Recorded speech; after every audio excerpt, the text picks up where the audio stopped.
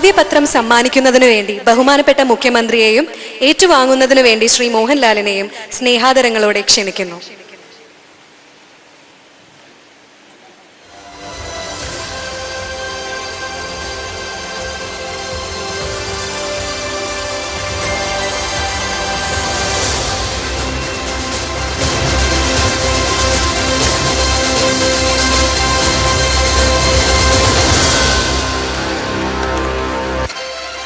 കാവ്യപത്രത്തിന്റെ രചന നിർവഹിച്ചിരിക്കുന്നത് മലയാളത്തിന്റെ പ്രിയ കവി ശ്രീ പ്രഭാവർമ്മയാണ്.